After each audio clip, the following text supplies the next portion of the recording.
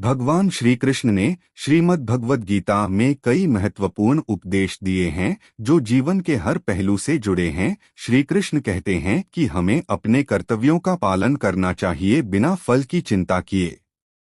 कर्म करते जाओ, फल की चिंता मत करो, यही जीवन का मूल सिद्धांत है। आत्मा अमर है। कृष्ण बताते हैं कि आत्मा अजरमर है। शरीर नश्वर है, लेकिन आत्मा को कोई मार नहीं सकता, यह शाश्वत है। योग और ध्यान। कृष्ण ध्यान और योग को जीवन का महत्वपूर्ण हिस्सा बताते हैं। ये आत्म साक्षात्कार और मानसिक शांति के साधन हैं।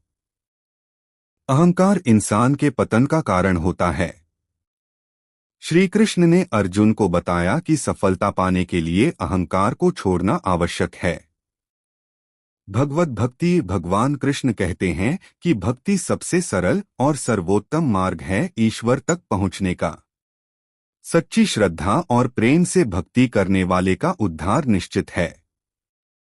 संसार माया है। यह संसार अस्थायी और भ्रामक है, इसे माया कहा जाता है। आत्मा को इन भौतिक इच्छाओं से मुक्त होना चाहिए। सुख दुख हानि लाभ जय पराजय में संभाव बनाए रखना ही सच्चा योगी होता है। श्री कृष्ण कहते हैं कि हमें इस संसार में रहते हुए भी निर्लिप असंपृक्त रहना चाहिए, जैसे जल में कमल का पत्ता। हमें अपने कर्तव्यों का पालन तो करना है, लेकिन उनसे बंधे नहीं रहना चाहिए। सच्चा ज्ञान वही है जो अज्ञान को दूर करे।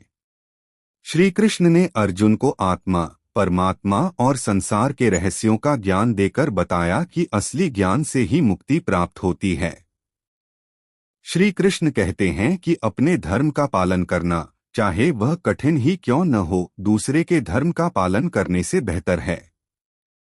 स्वधर्म में रहकर कर्तव्य पालन करना ही श्रेष्ठ है। मोह इंसान की बुद्धि को भ्रमित करता है और निर्णय लेने की क्षमता को कमजोर करता है। कृष्ण ने अर्जुन को मोह से ऊपर उठकर अपने धर्म का पालन करने को कहा। सात्विक जीवन। कृष्ण ने सात्विक जीवन जीने की महत्ता बताई। यह शुद्धता, अहिंसा, सत्य और अनुशासन पर आधारित होता है, जो व्यक्ति को आत्म साक्षात्कार की ओर ले जाता है। भगवान कृष्ण ने कहा कि सभी रास्ते मुझ तक ही आते हैं। कोई भी चाहे जिस मार्ग से चले, यदि उसकी निष्ठा सच्ची है तो वह अंत में भगवान तक ही पहुंचेगा। श्री कृष्ण ने प्रकृति, भौतिक संसार और पुरुष आत्मा के संबंध को समझाया। प्रकृति परिवर्तनशील और नाशवान है, जबकि पुरुष अचल और शाश्वत है। कृष्ण ने बताया कि मनुष्य को अपने संकल्पों पर दृढ़ रहना चाहिए।